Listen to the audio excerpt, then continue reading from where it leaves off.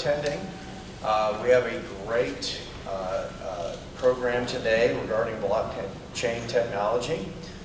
My name is Chris Carl. I'm one of the co-chairs for the CFO Leadership Council, and I'm also Chief Financial Officer of Global Healthcare Alliance based in Greenway Plaza. Okay, so before we get started, our moderator is one of the early adopters of blockchain technology.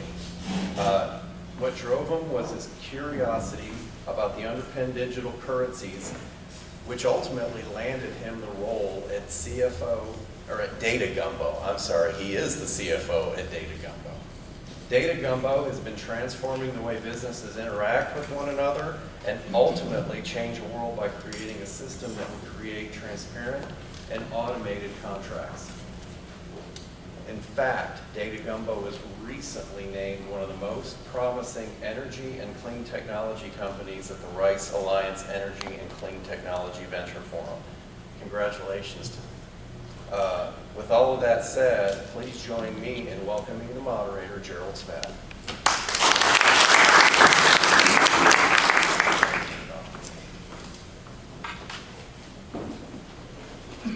Good morning, everyone. So, I know that there's been a lot of hype and there's a lot of cachet about this nebulous topic being blockchain technology. What is it? Is it directly tied to crypto? So hopefully after this session, we give you all something that's tangible, that gives you something to think about for the future, because I'm not only speaking for myself, but I believe many of the individuals that are sitting on the panel today believe that this is a technology that's coming that will institute change.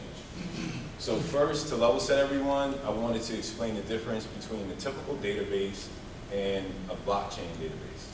So a typical database, it provides 4 functions to its users. You can read, write, edit, and delete information. And in environments that are complicated, it doesn't necessarily institute trust because participants have to rely on someone to ensure that transactions are being propagated in the right manner. And in those environments that aren't trusted, it leaves you susceptible to someone potentially editing the data and manipulating it in a way that benefits them ultimately.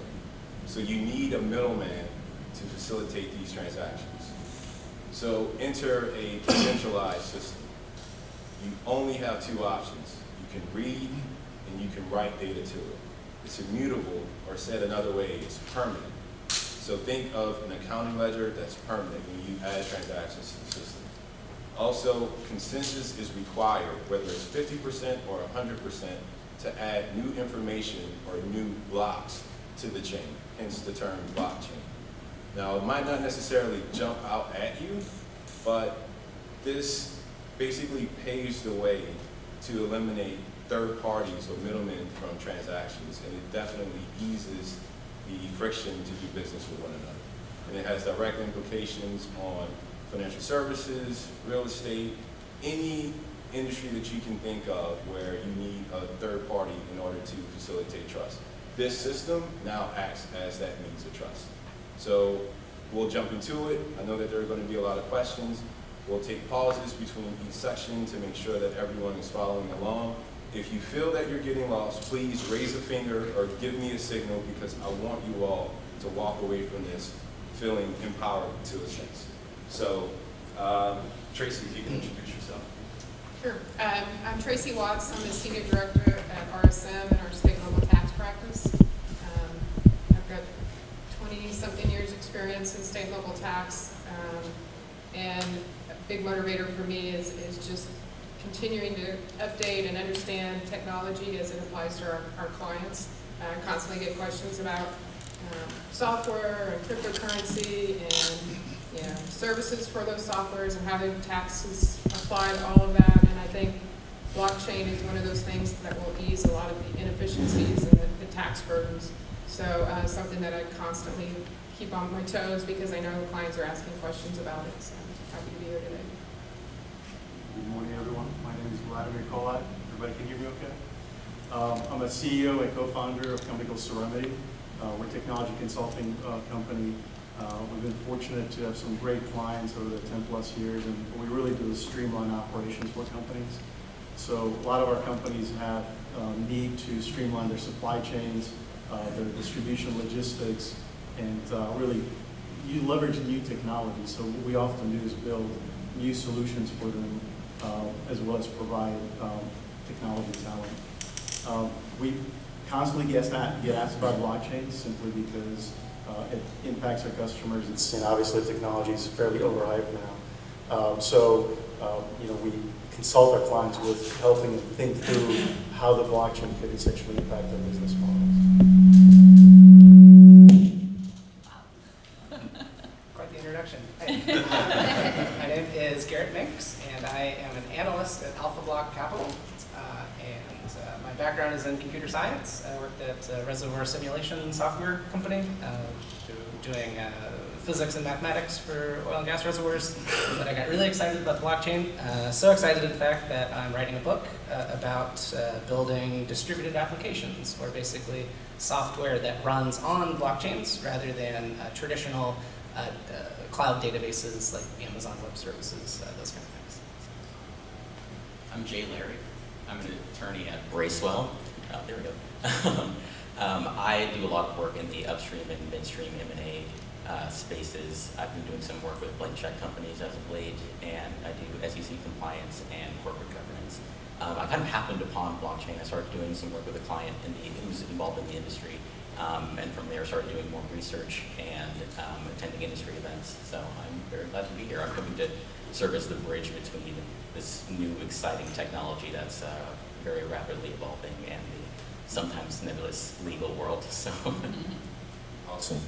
So I think it's an awesome opportunity for us to take another stab at explaining what the blockchain is. I took the first step at it. Jay, what do you think? Could you explain what you think the blockchain is? Sure. So I remember when I asked someone, what is blockchain? They said, well, it's immutable and it's distributed. And I was thinking to myself, those are two really good adjectives, but a noun to go with it would also be wonderful. So I'm going to try to explain it in a way that I think will resonate with this group. So, sir, right here in the front, what's your name? Dean. Dean? Jay. So, Dean, I'm going to sell you 500 shares of J Corp common stock. What's your name? Brad. Brad. I'm going to sell you 1,000 shares in J Corp. And let's say that Brad wants to, sell a few of those shares, and say that he sells 250 of those shares to someone else. So let's say that my transaction with Dean was transaction number 1. My transaction with Brad was transaction number 2. And Brad's transaction with whomever was transaction number 3. So the information surrounding each of those transactions, we can save that information into, think of them as discrete packets of information. So, who the parties are, how much money was changed hands, how much money changed hands, when the transaction took place, who the current stockholder is. All of that information can be saved into different links. And that's essentially what blockchain is. The noun is record or ledger. All we're doing is saving down information about different transactions, and those can be, it can be about stock, it can be about, where different products are being dropped off in, in a logistics company. It's all information that's being saved. That's what this is. Awesome. Anyone else want to take that? Vlad? Go I'll ahead. take a stab at it too. So the way I look at it, and I'm very biased towards supply chain management. So I look at things from supply to supply and to partners interacting with each other. And I look at blockchain as really business to business framework, business to business workflow. Right? And you think about, as you guys work with partners or suppliers or vendors, there's always some kind of document being exchanged, whether that's invoices, whether that's fuel delivery, whether that's whatever it is. And often everything is being siloed, right? Everybody has their own ERP system, and they're not necessarily interconnected, right? So a lot of times data is exchanged via some kind of API. At the best case, worst case, it's but basically email, right? And so what blockchain allows is essentially these trading partners to be essentially on the same page, right? The same data could be replicated to other systems. So think of a database as kind of a general ledger, right? Typically it's centralized in some ERP. Now the general ledger can be automatically synchronized to other parties in a secure way, in a private way. And on top of it, you can actually run what they call a smart contract, where if something gets inserted into the database, some other logic, business logic can be executed. So it's really, to me, streamlines not just the intercompany operations, but really, operations between different companies, actually. Awesome. So in summary, streamlines operations, reduces the friction in business, and it's this distributed platform that synchronizes with everyone else. Open question for the panel. Do you necessarily need cryptos for blockchain? I'll take that. Yeah. I like to frame the question in terms of public and private. So there are public blockchains where anybody in the world can host a copy of this ledger. So the whole reason it's immutable and can't change is there are many parties that all have the exact same copy of the ledger. I try to send person A $5, but I only have $5 in my account. I then try to send another person that same $5, and it doesn't match because everybody in the world already recorded the first transaction. In order to send that second transaction, they need to look up this, basically, do you have the money in your account? If you don't, we're not going to let you do that. With cryptocurrencies, it's open. It's like the internet. So anybody in the world can host a node, and you can use it openly. There are also intranets, like corporate intranets, where not everybody in the world can use it. It can be an industry consortium. So you could try to, say, recreate a SWIFT kind of network and only have it open to other financial institutions or anything in between. I would say there's a trust continuum where the maximum amount of trust you would have is complete strangers, which sounds counterintuitive, but it is a truly neutral third party that doesn't care what the transaction is, they're just processing it. And that's what cryptocurrencies and public blockchains allow. On the other end, there would be a blockchain that would only be your company. Your company could copy-paste the code for a blockchain and deploy it in your own intranet. However, you could have a second copy of the blockchain over here, do whatever malicious things you wanted to do to it, and then say that that was original, and nobody is checking because there's only one ledger that's yours. So the only way blockchains really work is either in a consortium of private companies that want to work together, or more globally in a cryptocurrency, a public blockchain where anybody in the world is going to be processing your transaction.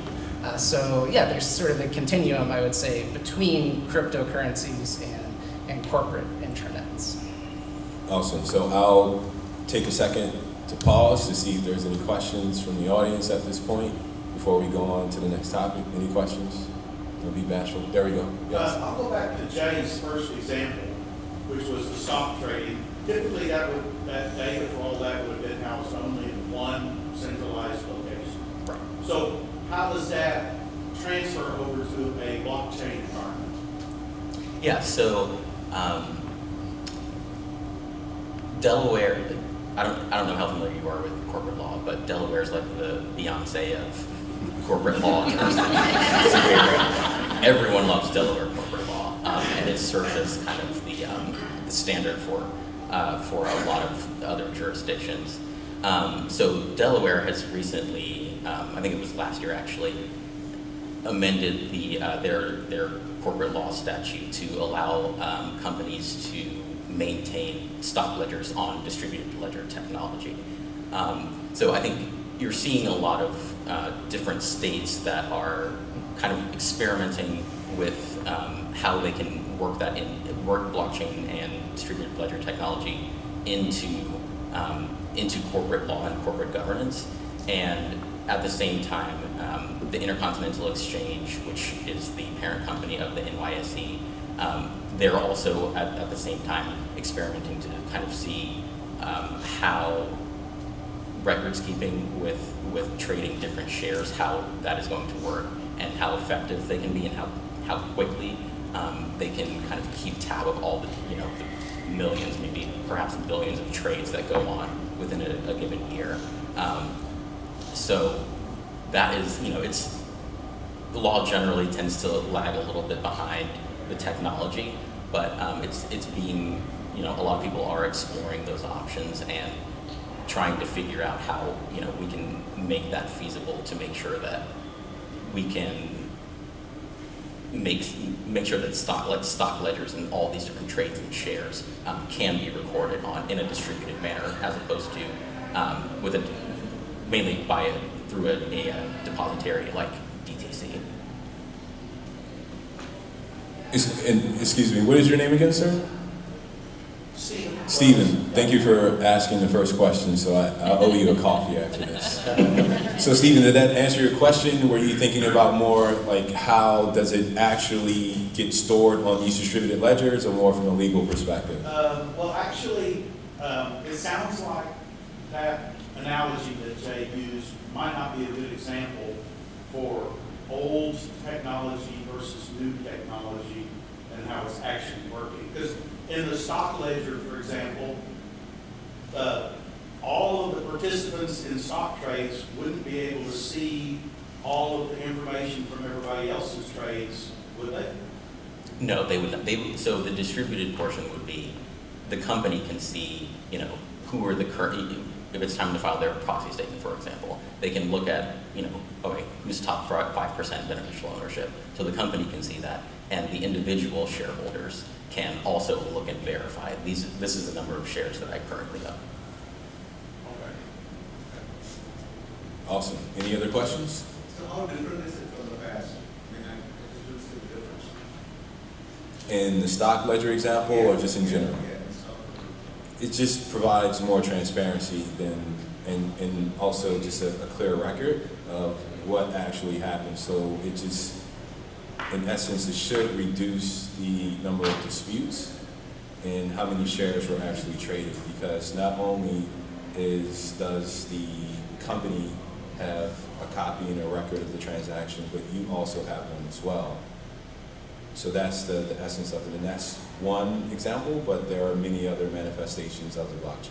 Hold on, are you gonna take a stab at it? Sure, yeah. So the way I look at it is, at the end of the day, the way this changes is it removes intermediaries, right? Anywhere, and this is kind of even going back to money, right? We used to exchange money peer-to-peer, cash. I'll give you cash, and we're done, right? Then once we went to currencies where we have banks, right? Banks are serving as intermediaries. So even though I may trust Garrett and want to give him money, I have to go through a bank, right? Great. So banks serve a lot of purpose, but at the same time, they're intermediaries. So just like banks are, just like other institutions, the trust is really facilitated with blockchain that becomes, again, peer-to-peer. So, but how do you do that with something like, digital currency? If I want to give, $10 to Tracy, I could give her $10 digitally, but then, I could do the same thing with Gerald, and nobody knows that I spent that same money twice, right? The way I know that is because the bank, if I do transfers to the bank, will basically keep that check. So Bitcoin figured out essentially how to do that double spend problem, how to solve it in a way where I cannot cheat and give the same money, make a copy of it, and just basically give it to Tracy and Gerald, right? So same thing happens with any other type system, even when it comes to stock certificates, where any intermediary that's basically essentially being trusted third party now could potentially be removed, right? So on one hand, that's, that makes things more efficient. In some cases, there may be actually some industries that really get disrupted because they no longer may not have a business, right? So it's a kind of a double-edged sword a little bit. It sounds like one of the difficulties is standardization, in that if different people are using different processes or different ways of doing it, and somebody else hasn't adopted that, they get confused. So therefore, in order to use it anyway efficiently, There need to be standards and people need to agree on the processes like you do in money transfers and stock transfers and so on. There's processes that people end up agreeing to. Then that becomes a standard. Everybody uses it. They know how to work with it. Blockchain is so new. I don't know if that's happened yet, and I don't know if there are standards bodies that are creating standards that people can rely on. That's actually a really good point, right? So typically with new technologies, you have sort of one startup leading the charge, and then you have thousands of startups, right? And they're all attacking similar markets. So what we'll probably start seeing, fairly quickly is that every industry, every problem that's out there that could be solved with blockchain will be solved in multiple ways. There might be several blockchains just for this thing, right? And eventually, some of them will die out, some will get consolidated. So I think we're not even, for many of the industries, we're not where actually standards are even, adopted. They're still working with some of that stuff. I think that's a very intuitive question that you asked, and it's right on, because the blockchain won't solve issues of processes within businesses. So the processes must be fixed first before you implement a new technology, expecting that impulse step and change. So you're spot on. So we spend a lot of time telling customers, no, this is not a blockchain solution. You actually need to fix the processes first. Any other questions? I like this audience. You guys are very engaged, so I like the flow of this. So we covered so far what blockchain technology is. Do you necessarily need cryptos? And how is it different than a typical database? So now we'll jump into some real life use cases for it. So Tracy, could you just speak to some of the examples that you see maybe in the tax world and the blockchain space? Sure. Mm-hmm. So the fun thing, you're like blockchain, how does tax come into this? Well, it actually comes in very handy, or could be, we'll find out. But usually in the tax world, what we see is there's a lot of inefficiencies, a lot of payroll. It's very time consuming to file taxes, whether it's state and local or whether it's federal taxes. The idea behind blockchain is that maybe a lot of these inefficiencies will go away because there's a lot more streamline that occurs. Today, when you go out and you make a purchase, there's a lot of stuff that's happening. Everything from, you're going to buy a big piece of equipment, you got to find the supplier, and you got to figure out if it's taxable. You may have to add tax. You may have an exemption certificate. You may be able to get a resale certificate. You've got to store, and like you were saying, you got to store all this information somewhere, but none of it's connected very well. The idea behind blockchain and smart contracts is the information becomes very connected. So instead of me having to go to 50 different people to figure out what are you using the equipment for, who did you buy it from, what state did it go to, was there tax paid on it, I can look at one little block of information and it's got that in there. And not only am I not relying on a human person to figure out all that information, I've got it all in a block that's telling my system this is how you need to treat the transaction for tax purposes. And to further that, as we get way down the line and hopefully more governments look at the benefits to blockchain, I don't have to now do compliance because when I sell something and I collect tax, the tax goes right to the government because they're going to have access, private access to these transactions. So now I don't have to file a return. The money's just going to go right to that entity, and I don't have to figure that out.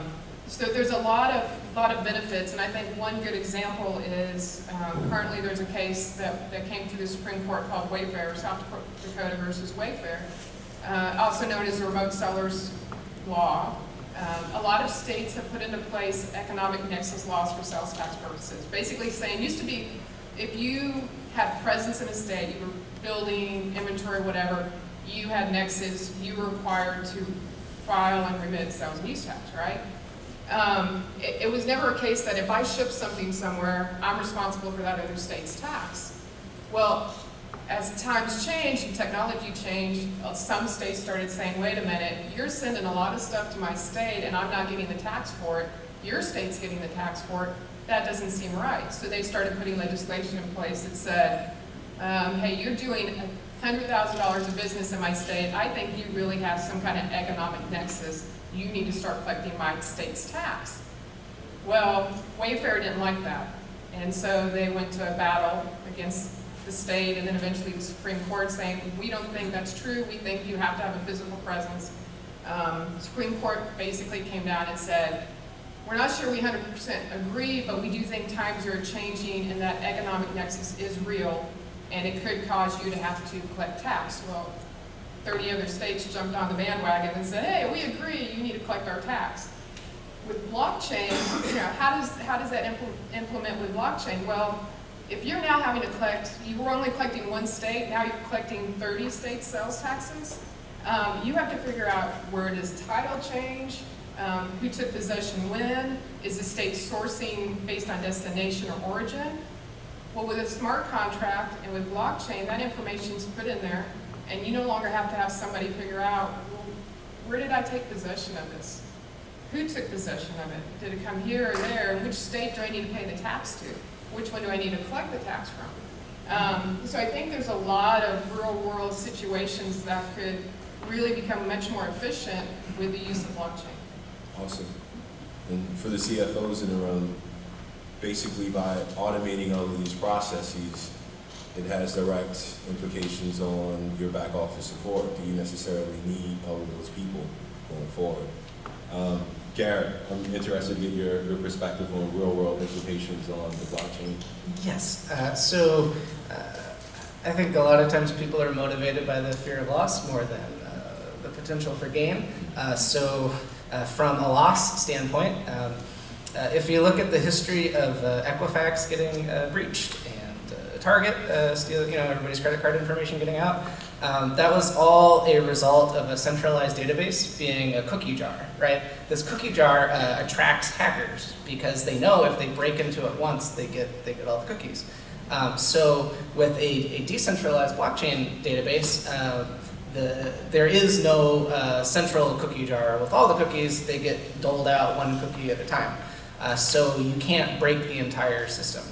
So this decentralization is yet another buzzword, but it in effect keeps data breaches at very minimal, one transaction at a time, because every individual transaction is uniquely encrypted. It's much harder to break in and take everything. Your ledger at Chase Bank is only as good as all of the internal systems that Chase has built to try to protect your ledger. And they have thousands of people that are employed to do this, and they do a pretty good job, but it is not mathematically guaranteed that they will be able to protect your data. Whereas in a blockchain, the protection sort of shifts from this. There's all kinds of different blockchain frameworks, right? So there's different implementations of blockchain, anything from Ethereum to Hyperledger Fabric, Corda, right? So as a company that's working with a bunch of suppliers or vendors, you kind of have a choice, almost as a consortium, to create a blockchain on top of probably some kind of standard, maybe not standard yet, but some kind of existing technology. A lot of the implementations, what they do is basically they create this thing called a peer, where my organization would run a server in my data center or in a cloud. Yours would too, and everybody that's participating in the blockchain would have their own what they call peers. And those peers automatically synchronize data among each other. And then we have this thing called smart contract that essentially interfaces with the blockchain. And this is where data comes in and out. So if there's a transaction that I need to enter in a blockchain, I'll enter it on my peer. That gets automatically synchronized with others. It could even get rejected if I'm basically caught cheating, if I'm putting a transaction that I'm not supposed to put in. But once everybody agrees, there's this thing called consensus where everybody says, yeah, that's a right transaction. It all gets synced up to all the other peers. And then all those companies can now access their local blockchain, essentially, to do whatever they want with it. And I suspect, in the real world, what's going to happen is a lot of ERP systems will actually be interconnected with blockchains where, people still have their own ERP, central database, but data that needs to be exchanged with partners will actually be pushed to blockchain so it can be distributed out to other parties. I'll give a quick vignette. So let's say that you and I are party to a transaction and we bet that the sun will rise in the morning, right? And I go to sleep. Well, before we begin, we identify a source of truth. So that's the Weather Channel or NASA, whichever one of those are, or both. We will link that and digitally connect it to our ledgers. You have a ledger, I have a ledger. And we will say, if the sun rises, based on the information that's provided on NASA's website or the Weather Channel's website, I'm going to pay you $1. If it rises, you'll pay me $1 if it doesn't rise, right? Now, let's say I wake up at 9:30. I look at my clock, it's 9:30, and I look at a clock on my nightstand and it's 9:30 a.m. You wake up at 9:30 a.m. and what you perceive to be 9:30 a.m. and you see the sunrise. Well, I woke up at 9:30 p.m., but my clocks were wrong. So I can't dispute with you because now this consensus algorithm will look at the signal that came in from the NASA website and says, yes, the sun did rise. So I cannot dispute with you, even though I think that it's 9:30 a.m. and it's actually 9:30 p.m. That dollar will be sent automatically.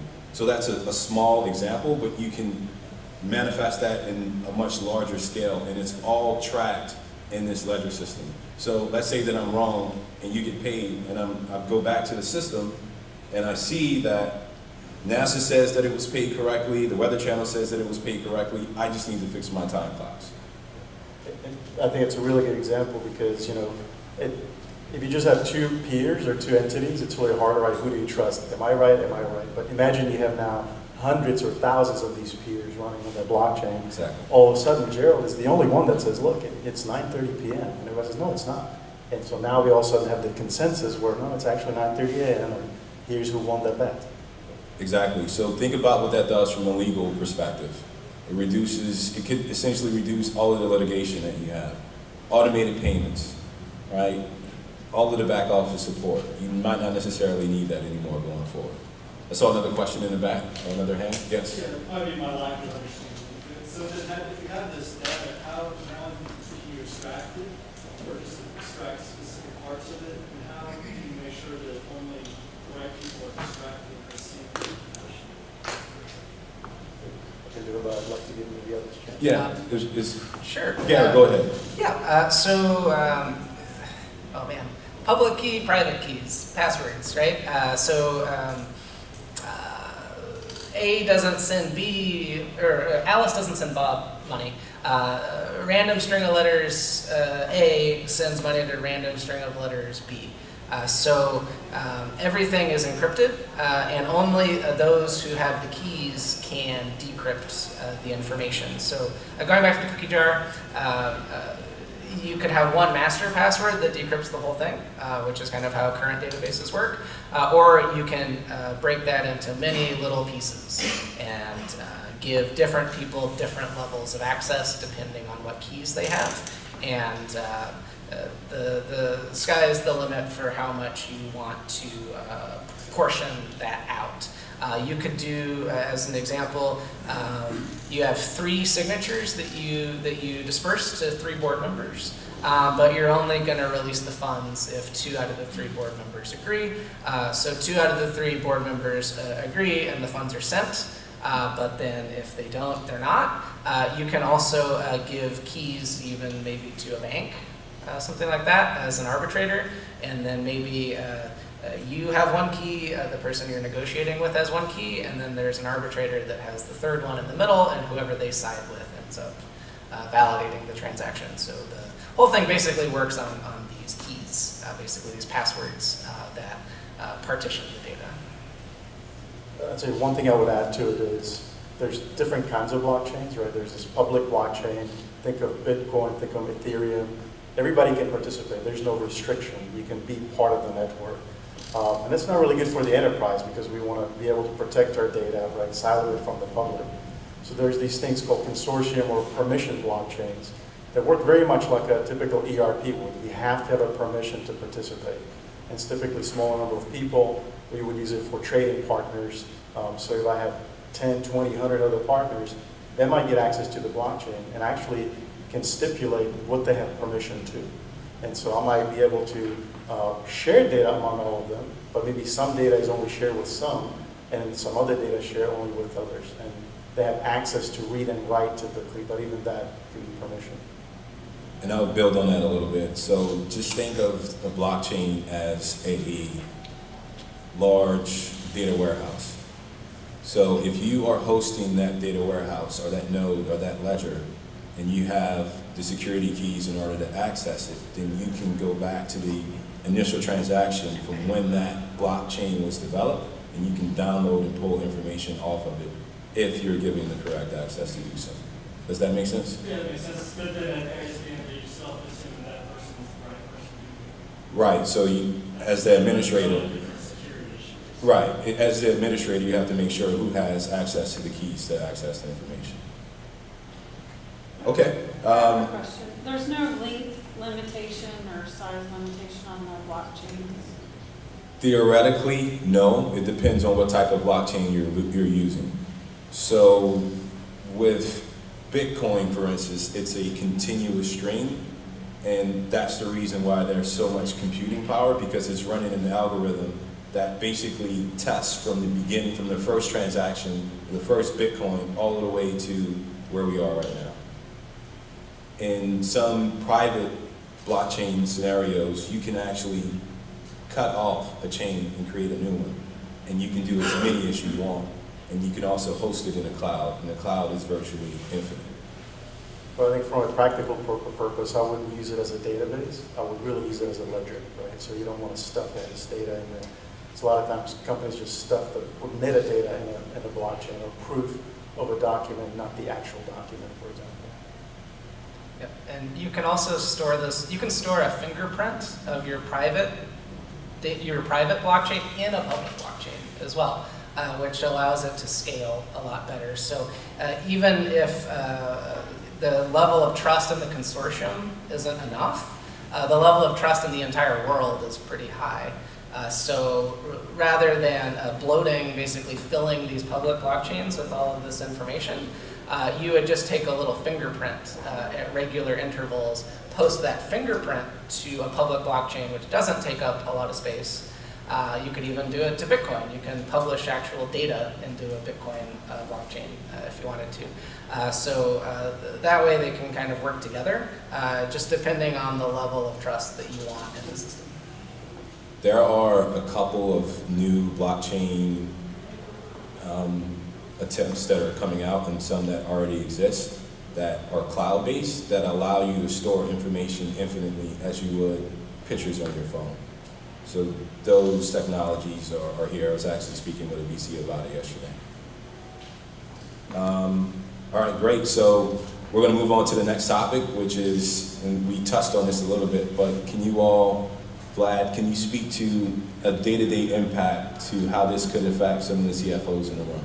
Sure. Yeah, so I'll give you an example in the fuel industry where we do quite a bit there. And if you think about how gallons are moving from a fuel terminal down to the end gas station, there's all these third parties, right? You have the fuel suppliers, you have distributors, you have carriers, you have end consumer or gas stations. And with all that movement, there's all this paperwork moving around, right? And so as I pick up fuel from a terminal, I get a document that says how much I picked up. As the document gets delivered, as the fuel gets delivered, I get another document that says how much I delivered. Now I have two documents, and they may or may not match. So when these documents get submitted to different trading partners, they have to reconcile. Right? So they have to look at, is this, I delivered 5,000 gallons, is it what I picked up, right?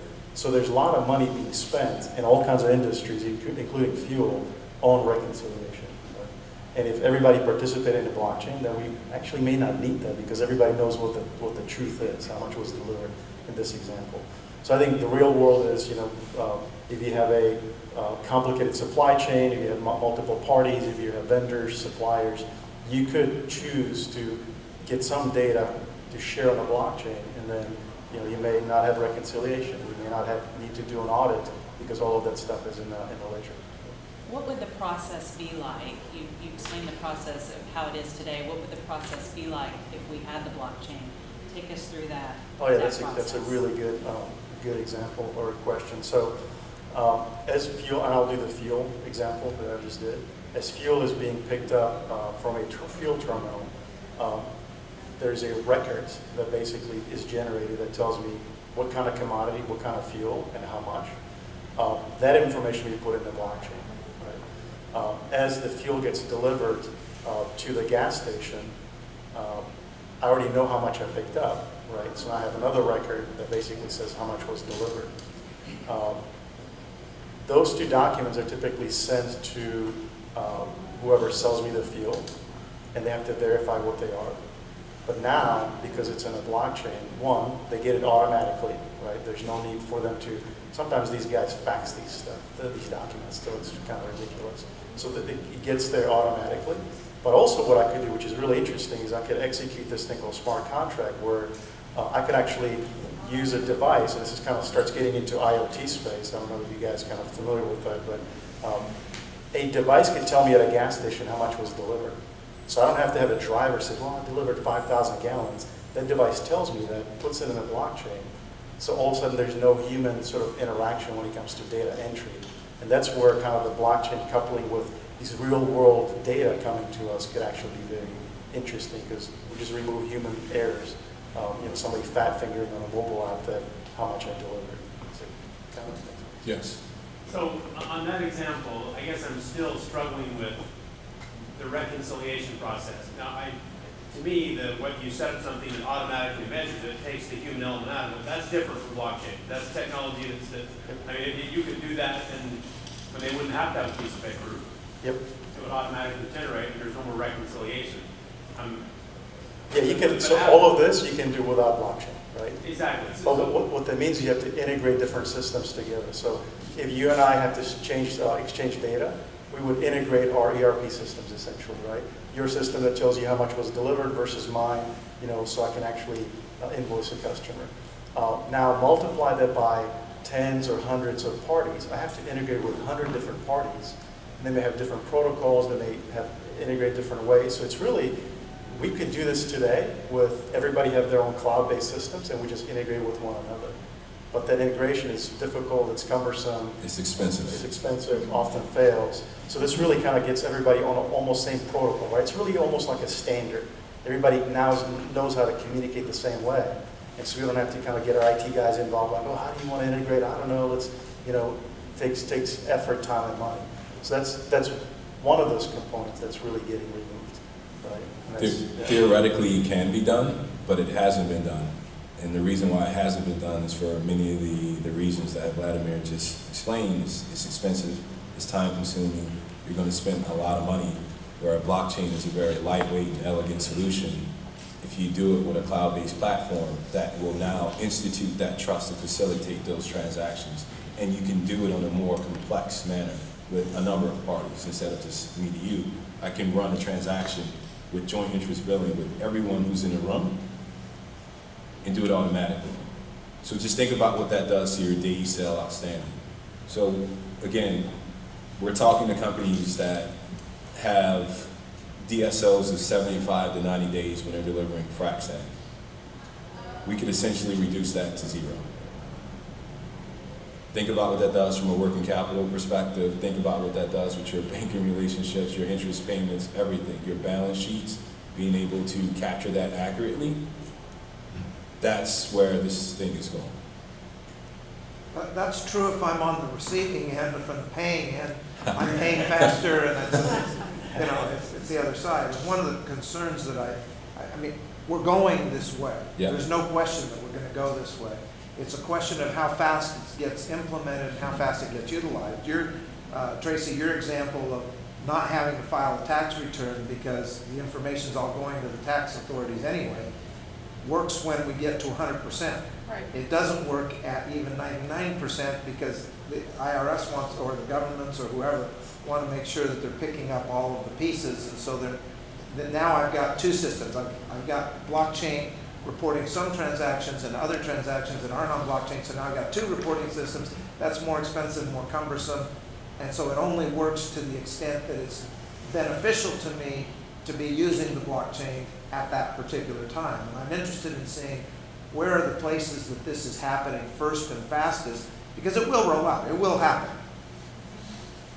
I feel like we need to sit down and talk, and I love your questions. What's your name again, sir? I'm Bob Wells. Bob, pleasure to meet you.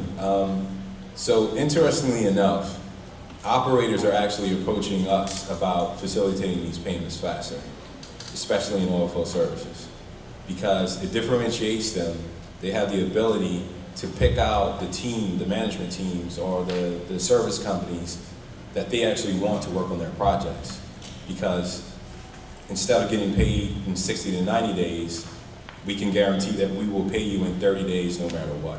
So one, that differentiates them. They can have better teams working on their products. Also, because they're paying faster, they can negotiate discounts. So I can negotiate a 15%, 5% discount on your services if I pay you net 30 instead of net 75. That's a win-win for everyone. Well, isn't the hope too that if you're making that payment that fast, since you're on blockchain, that you're receiving money that fast as well? So it's... Exactly, and also you have a better control of your balance sheet. I can't tell you how many trading organizations we talk to that says, at the end of the month, we think we have our books closed, and someone, I saw some heads shake. No, they're never closed correctly, right? You think that your books are closed, and then there's always a surprise, and it's never a surprise that you're really excited about, right? So if you can actually capture these transactions as they happen in real time, your balance sheets, your financial statements are that much crisper. We actually had some, kind of back to DSO, we had some customers that took them 6 months to invoice for fuel delivery. And at that point, the customer said, look, I already closed my books. You should send this stuff to me on a timely fashion. So for them, that was certainly an impact. And really on both sides, because they end up still owing for fuel, right? So now they have to go through this lengthy process to figure out how to solve that. So, to answer kind of your question more directly, where I see a lot of traction now is in international money transfers. There's a whole bunch of startups that are kind of really, not just startups, even IBM is working with banks on being able to do international money transfers faster and cheaper. Because of this, SWIFT, system that's been around since 1970s is just old, antiquated, slow, and there's a lot of money kind of that's floating around in fees. The second one I see is kind of logistics and transportation. Again, international shipments, right? Letters of credit and those kinds of things could be put on the blockchain and really kind of streamlined. And I think that, Yeah, go ahead. and I think the sort of on the back end, a lot of what you could see that could make your lives and your company's lives a little bit simpler in terms of having proof that something happened. If you consider, maybe your company wants to purchase another company. Well, normally you would have to go through diligence. You want to look at that company, see, what kind of contracts have they entered, and if you're my client and I'm looking at their contracts and we don't have an executed version of a contract that's a material contract for that company that we're trying to look at, that you're looking at buying, so I have to contact, the other side and say, you guys said that you have this huge contract for, I don't know, $2 million. Is there a signed version? Did anyone actually enter into it? But if you have proof, that's provided on a blockchain, we all recognize that this thing actually happened. We know when it happened. We know that the agreement is still enforced. It hasn't expired, or maybe it's evergreen. We're able to kind of keep better track of these different versions. That saves you time that you would otherwise be using to run your business, and it saves you money and fees. So perhaps this is not the best thing for lawyers, but it allows you to see more clearly and verify what has actually happened, so that you can take a look back further down the road. So to link international remittances with lawyers here. So the way that an international remittance works on a blockchain is you actually have to create a token that would represent, say, a US dollar, and a token that would represent, say, a British pound. So now you kind of have this imaginary thing that exists that allows the transaction to work, because you can use a computer to automatically transfer your US dollar tokens into your British pound tokens. You could also transfer your US dollar tokens into Bitcoin into British pounds, it doesn't matter. But somebody has to say, yes, that US dollar token legally represents a US dollar. And expand that as you will to 5,000 gallons of diesel. This token now represents 5,000 gallons of diesel, and I'm going to send that to another party. How do you get taxed on that? Is that a capital gain? All of those issues sort of come to head.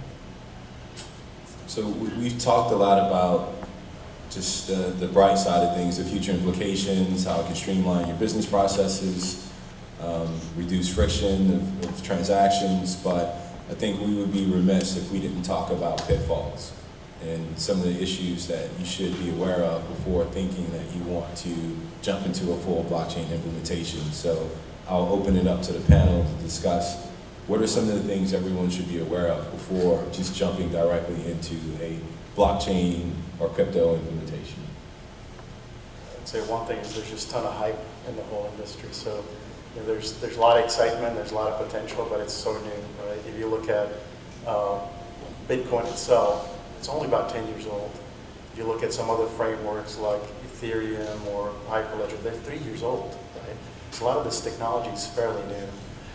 So that those are, the maturity level is getting and rapidly increasing, but it's not, your ERP system, SAP, that's been around for a long time, that everybody knows how it works, right?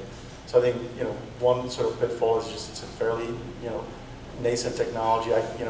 I would compare that to the internet in 1994, right? Back then, we kind of knew internet's going to be huge, and all these underlying protocols were being built. But a lot of these applications, the Facebooks, Ubers of the world, were not built yet, and this is kind of where we are today. So you'll probably see a lot of sort of traction in infrastructure as a blockchain, right? But then there'll be all these applications sitting on top of it. So I think we're very early, which is great because everybody's sitting here, everybody's already interested in it. So I think you're that much farther ahead from everybody else. The second thing I would say is that it's easier to deploy a centralized system in my company, right? I can say, look, we're deploying this system and that's it, right? It's a lot harder to do it with different partners, right? So not only as implementers, you have burden of implementing your side, but you have to kind of convince other trading partners, suppliers, or whoever you want to actually exchange data with that that's the right thing to do. So it just becomes a little bit more difficult, really just even implementing it. Awesome. Anyone else? Yes, so as a computer scientist speaking, trusting a computer to do something is, right? Like you have a bug in your software and you go, oh, I have a bug in my software, I'm gonna fix it. It gets exceedingly difficult to fix bugs when everybody has to agree and reach consensus on the new version of the truth. There's all sorts of awful things like there's a bug in my contract and I sent somebody $100 million and now I can never ever get it back, ever. It's just like gone because I did something wrong. So there's a lot of work that needs to be done to write code properly. And it's kind of unfortunate that a business cycle is get something done fast, and software is write something well. So it takes a lot more thinking through a problem to write software properly. And in a business cycle, you get it done now. Which means using higher level programming languages and taking a lot of shortcuts. But really to truly trust a computer to do like these very important things, transferring real estate titles, you want it to be mathematically rigorous and proven that it will execute that way every time. And there are ways of writing software like that. But they're really only in like avionics and planes mostly, right? Like you want to make sure that when the rudder goes right, it goes right. Not like 99.99% of the time, but mathematically provable that it will do it that way. And there are protocols that use these sort of, it's called functional. Basically, everything is represented as math, but it's hard. So we're in a very nascent part of the blockchain space where people are still kind of fundamentally figuring out how to make these systems as mathematically rigorous as they need to be before you can trust them to do all of these amazing things. Yeah, and I think you're right. If your blockchain actually uses some cryptocurrencies and there's some smart contracts, you have to be really careful that there are no bugs in it. There's been literally cryptocurrency stolen from Ethereum because somebody wrote a bad contract and literally just people siphon money out of accounts. So it becomes all of a sudden kind of higher stakes, right? Because they could be, your tokens actually represent dollars at some point or value. It could be stolen, right? At a maybe lesser, cases, it's easier to fix bug in one system and deploy it, but it's harder to fix it where you have hundreds of other people running the same code. So now you have to coordinate. Oh, we'll fix it. You have to fix it. You have to fix it, and all of a sudden it's kind of a nightmare. So that's kind of one of the biggest pitfalls I see is that it's really difficult to correct things when they really go wrong. Yes. Since you think we're going to continue along this continuum, do you see, if we were to implement these in our company's blockchain, do you think our current staff, after you would implement this, would run the blockchain? Do you think they have the skill set to run the blockchain after your companies would implement it for us, that you would teach them to run it? There are a lot of ways to attack that, but you would need a fairly competent technical staff to make sure that it would operate properly. There are some companies that are willing to host a node for you and to help you with writing code and to make sure that those transactions are being manifested properly. But there are consulting firms like Deloitte, they have hired an army of people. EY have hired an army of people to address your question exactly, which is change management.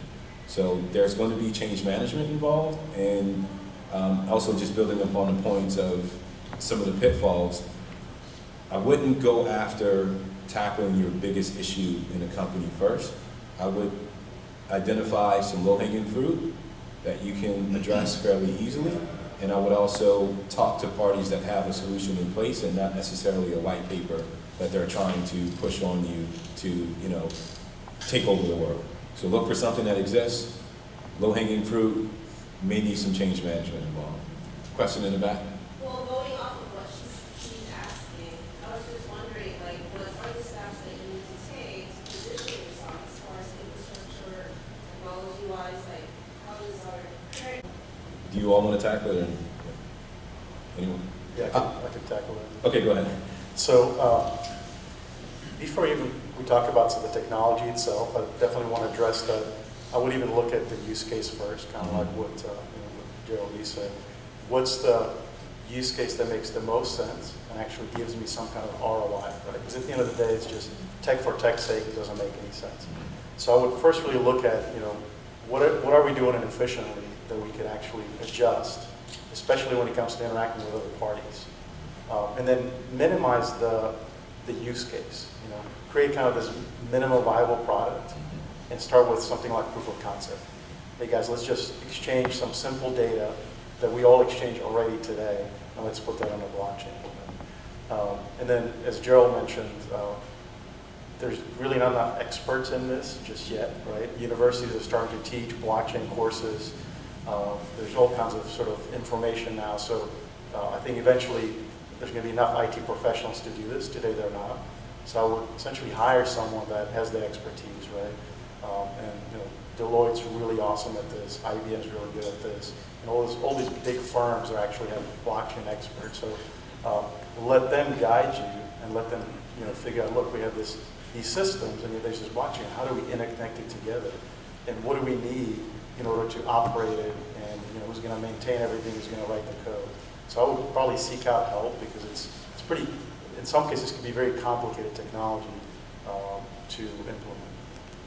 And from an infrastructure perspective, depending on the type of blockchain that you use, so let's say you're going with a cloud-based system, you can facilitate automated payments by connecting APIs to an ERP system. So you can connect, that company can create APIs that connects to your Oracle or your SAP to facilitate these automated transactions.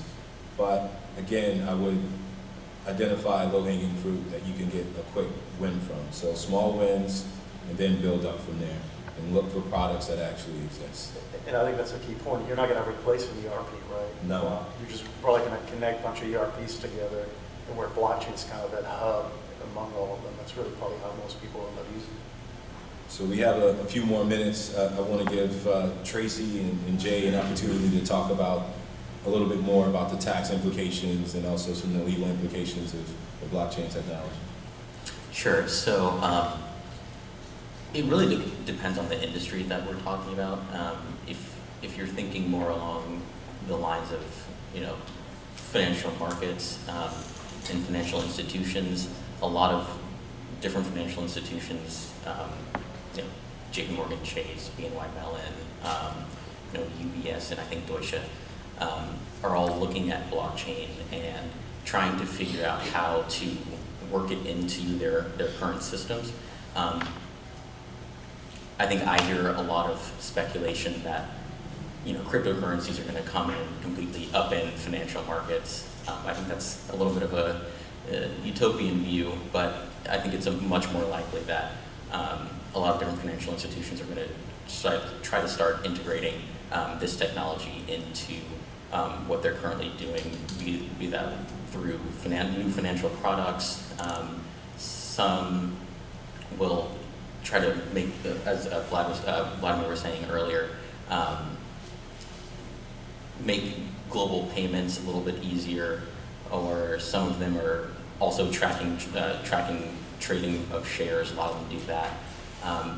I think I was talking with Garrett and Ted a little bit earlier about some of the kind of unintended consequences that can arise from maybe using, say you have like an IP asset and you want to tokenize that asset, and maybe you know multiple different people will kind of claim a share of that one particular asset, and that might be all well and good, but if those shares start, you know, someone sells them or they're getting kind of traded back and forth, that could present an issue with the SEC as, you know, an unregistered security. There are a lot of different regulators who are aware of, you know, blockchain and, you know, tokenization. They're familiar with these concepts and are paying attention to these recent developments, and, you know, they're committed to keeping markets safe. So there's been a lot of, I'll take the SEC for example. There have been a lot of stop orders and a lot of fraud prosecution, just making sure that anything that looks like a security that's being traded or sold or anything like that is you know, not being done on an unregistered basis. So there are a lot of, there are definitely ways to sort of slip up. There are footfalls that might have legal implications, and, you know, just like reaching out to an expert who would be able to help you with actually, you know, implementing blockchain into your company. It makes sense to be aware of the fact, first of all, that, you know, when you start looking at implementing these technologies, there might be different legal implications, and I think being aware of that is the primary step. And secondly, just kind of get in contact with counsel who's, you know, familiar with not only the blockchain piece but with law broadly, and make sure that you are not accidentally, you know, making a legal mistake that could have significant consequences. Because I didn't know typically doesn't really fly with the SEC as a good excuse. JV, question for you, right? From a legal perspective, there might be blockchains that don't have cryptos associated with it. Right. But there still could be legal issues from sort of anti-collusion, antitrust perspective. Right. You put pricing in a blockchain, and all of a sudden exchange it with all your trading partners. You might be breaking the law. Right. So, Scott Rodino, HS, I'm just right on the table, HSR. That's the kind of primary federal anti-collusion law. And again, you might not think that you are doing anything that might violate HSR, but it's kind of, if you're not being careful and evaluating the different measures in the different ways you might integrate blockchain into your company, if you're not being careful about that and thinking through what the potential ramifications might be, just like you would with anything else that you do within your company, it's possible that you could kind of trip one of these laws, and that would not be good. So I would get in touch with the HSR counsel as well, and make sure that everything is on the up and up, and you're not tripping me. And Tracy, for those who are crypto millionaires in the audience, if you can give them some tax advice, that would be helpful. You do have crypto. Yeah, we have crypto. Just you're pretty good in most states for taxability, but I think one real benefit to looking at blockchain from a tax perspective is the audit trail that it provides. With a lot of our clients that we deal with, they fight audits all the time. Biggest question is proving your position, proving the support that's available. With the blockchain opportunity, you now have a better audit trail. Instead of trying to find all different sources of information from multiple places, you have a block of time that you can go back to and say, here's the transaction, here's my proof. And not only is it your proof, but it's other people's proofs. So not only are you protecting yourself, but in the case of a state audit, where sometimes the state double dips for sales tax purposes, if you audit me and you audit Gerald, our companies, and we had a transaction together that wasn't taxed and should have been, they come to me and get the tax, and then, oh, Gerald's not charging tax, so they go to Gerald, and then they get the tax again, and we don't talk, the state got the tax twice. And with blockchain, we can see where the tax was or wasn't, and who's paid it or who hasn't. Even without having the state authority involved in the transaction, if it's just a transaction between us, I still have that audit chain, which will be helpful. Of course, if you re-audited 4 years back and you're just now implementing blockchain, it's not going to be helpful, but down the road it will be very beneficial. The other thing to kind of keep in mind, you were mentioning cryptocurrency, is that from a state perspective, the states are behind on technology, way behind, not only in using it, but also in taxing it. So while some states have actually looked at cryptocurrency and made a decision as to whether it's really cash versus a tangible property versus intangible property, and how they tax it is still widely unknown. So that's coming, and then you add blockchain to it, and the question becomes, is that taxable? Well, because it's a system, right? It's not taxable. You're using it to make transactions occur. Well, if you're buying a system, well, that could be taxable. So kind of keeping that in mind as well is got to play that into all of it as well. Question I mean, in the back. on the federal level, if you're dealing with cryptocurrency, it's taxable. Almost all of it is. You are mining, it's ordinary income, you receive coin at whatever the fair market value is. You exchange Bitcoin for Ethereum, you're actually going from Bitcoin to cash to Ethereum. There's no exchanging one for the other. So the IRS is very aware of it, making the records much easier to keep hands. How this then applies to businesses will be somewhat unclear, especially if you're dealing with different types of regulations. That's a good point. I mean, crypto to crypto is taxable, right? So if I have two cryptocurrencies, not just if I put dollars in Bitcoin and then exchange to Ethereum. If I exchange Bitcoin to Ethereum, for example, different cryptocurrency, and the value changes where I actually made money, that's taxable. And, yeah, it's a misnomer in the sense from IRS perspective, because they're not currencies. Right, exactly. Yeah, They're absolutely. assets from IRS perspective. Absolutely. And I think one other kind of pitfall I would mention, and it occurs today too even, is, or my concern, and we haven't seen this happen yet, so it'll be interesting to see what happens, but with the instantaneous payment of tax, so in our situation where if we sell something between each other, the tax automatically gets paid. It's in a blockchain and it's permanent, you can't change it. Well, what happens if 6 months from now Gerald goes, oh, by the way, I bought that for resale, I forgot to tell you, and we didn't do a smart contract. Now I want my money back. I want my tax back. How's that gonna happen? And if states do implement it, I can only see the state going, oh, yeah, well, but you said in the blockchain that it was taxable and affected the tax, and now, now you're going down a whole other road. But that could potentially be a pitfall.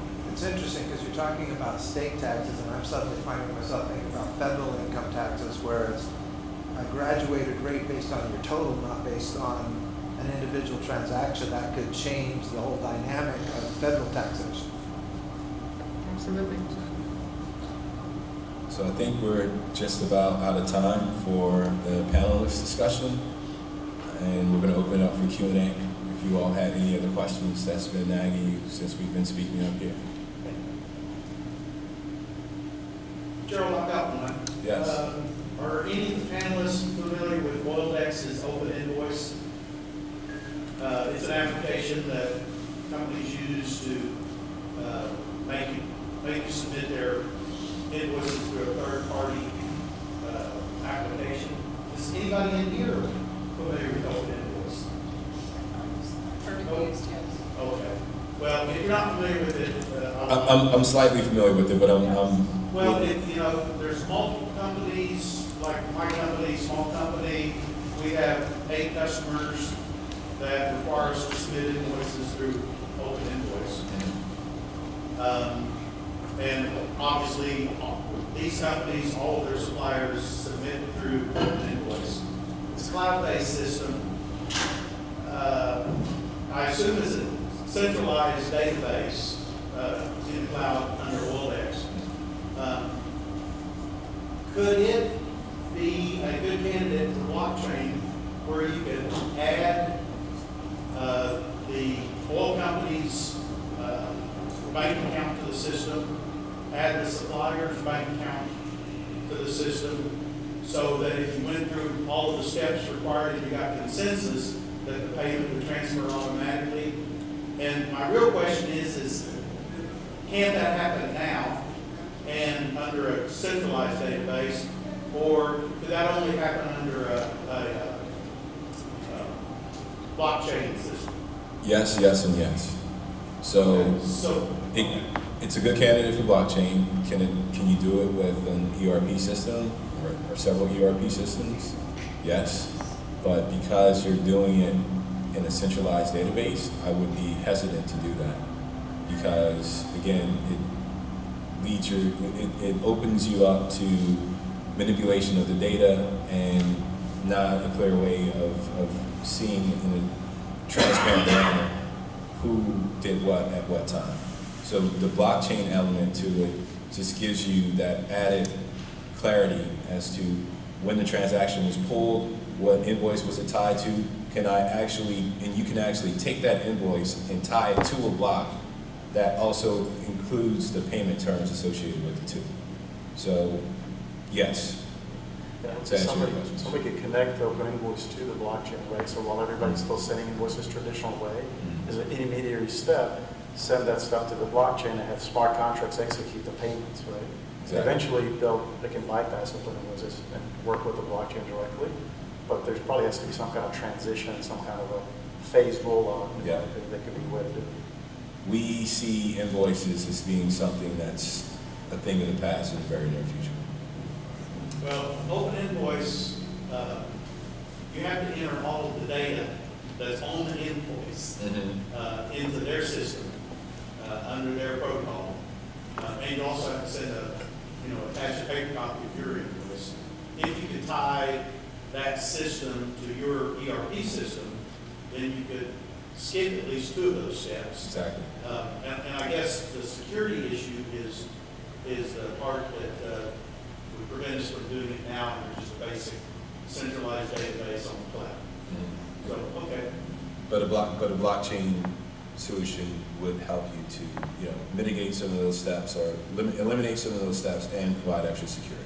Okay, well, that's a good example for me, Yeah. then, because that helps me understand the benefits of blockchain versus what's available out there. Yeah. Thanks. Any other questions? Yes. Yeah, blockchain technology is tremendous energy. Has anyone in the panel seen any studies that relate to whether blockchain technology is impacting energy demand? So the energy consumption is associated with mining. So when we went over earlier, the fact that you can bifurcate cryptos and mining from just the underlying technology that underpins cryptocurrencies, you don't need energy consumption if it's a cloud-based blockchain platform. But is it being recorded over thousands of platforms? Everything I've seen is just a one transaction blockchain. It requires thousands of pounds of energy. When you're mining and using cryptocurrencies. Just recording transactions. Yes, so you're completely right that it's always more efficient to just have one database than thousands of databases all sharing a copy. But that consensus, where everybody agrees what to do, Bitcoin basically pulls random numbers out of a hat until somebody guesses the right random number roughly every 10 minutes. And it burns like 1,000 US households worth of electricity every 10 minutes to do that. But there's better math. Well, I don't know, better is in the eye of the beholder, but there's different math that is more actually based on like game theory, where that consensus can happen without needing to do that proof, without needing to physically manifest energy in the real world, which is what Bitcoin does. But these systems like Hyperledger and more of these corporate private blockchains or public blockchains as well, just use fundamentally different math to get to consensus, which then makes the energy burning process thousands of times less. However, not less than a centralized database, more, but manageable, which is why to Vladimir's point, you're probably going to have your centralized ERP always. You don't want to bloat something that's going to store thousands of redundant copies with all of your data. You want to use it for important linkages and transactions between systems. I think to tie to that, so we said blockchain needs consensus, right? All these peers have to kind of agree. There's different ways to do consensus, as Garrett said. There's this thing called proof of work, which is very mathematically difficult, so it requires a lot of energy to do. But there's others, something like proof of stake, where if I have a stake in some cryptocurrency, I will basically put it almost as a collateral. If I cheat, I lose that stake. So all of a sudden, there's a different economic incentive not to cheat, because that's really all it's about. And it happens to be that one's a lot cheaper in terms of electricity. It doesn't take as much. So there's different ways to do it. Now for you guys, I'm sure everybody's kind of interested in the enterprise blockchain. They have different consensus mechanisms that are not even as rigorous. Because if you think about it, if I have 5 to 10, 100,000 parties to the transaction or to the blockchain, I kind of know who they are, right? So I don't really have to, I have more trust than I would with just sort of public blockchain. I don't know, who somebody is in China doing this transaction, right? Well, in the enterprise context, you kind of do. So then those consensus algorithms are a little bit simpler, not as intensive, and actually faster, right? So if you look at what Bitcoins do, you can only do about, I think, like 7 transactions a second. That's completely unscalable. Ethereum, 14, right? That's still nothing. If you look at payments like Visa Network, today they do typically at least 1,600 transactions a second, and they can scale up to 50,000, right? And that's because it's, this consensus algorithm, proof of work, is actually very expensive, very cumbersome to do. Now, if you look at something like Hyperledger, that can do about 3,500 transactions a second. So huge difference from Ethereum's 14 to 35, right? Because it's more of an enterprise system. Well, there's also multiple layers going on. So a lot of people see the Bitcoin or Ethereum as this kind of expensive, clunky court system that you don't want to use very often. So you want to not use Bitcoin as much as possible, but it's kind of this ultimate court system judge. So if you put the fingerprint of your corporate blockchain, not any sensitive data, but just a fingerprint that proves that your data is legitimate, you can stick it in something like Bitcoin, and then that is the maximum level of security that you could possibly get for your data, because everybody in the world is verifying your fingerprint. So they have a use, but it is in this tiered approach, where you don't really want to go to the Supreme Court for every single transaction. You want to only put tiny little fingerprints in something that is global and public. Have time for maybe 2 more questions. Everybody's head is like. Hey, before we take, So I had an easy question. Do Yes. the various cryptocurrencies all run on unique blockchain systems?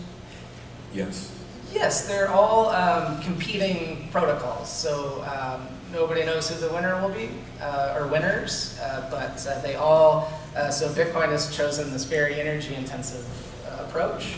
Others do, and they all have pros and cons and trade-offs, but they're all trying to be very much like when you go to like http.www, that's a protocol. So they're all competing to be protocols that you post these transactions to. And right now it's this very sort of venture capital eat and be eaten, where they're sorting out, what the winners will be. A lot of that stuff does run on Ethereum, right? So Ethereum's kind of a foundation for a lot of the cryptocurrencies out there. You create a smart contract that basically represents a different crypto and actually run a public Ethereum network. So not all of them have their own implementation, some do. But if you wanted to, if you were savvy in C++ or Python, you can write your own blockchain. That's a lot of math, man. Well, I hope that you all were able to take away something that's tangible and something to noodle on. We really appreciate the time that you all spent with us this morning. I think we're going to give our contact details up for you guys, so if you have any other questions, please don't hesitate to reach out.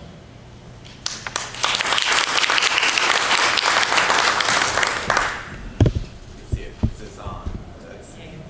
Now it's on. I'm just going to talk. We can hear you. Panel, thank you so much. This is a complicated topic. Yeah. It's also very timely.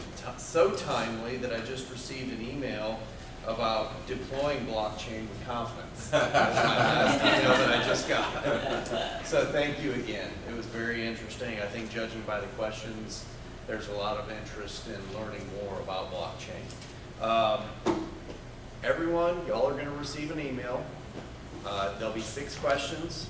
So please give your feedback on today's topic and any other feedback as it relates to any future topics. We want to make sure we're doing or presenting timely information for y'all. If you haven't received your parking validation, please get with Aubrey. And also remember, if you need your CPE, to get with Aubrey as well before you leave. Finally, our next presentation will be October 18th. It's going to be financing strategies for growth. So thank you all for coming. Y'all have a great rest of the day.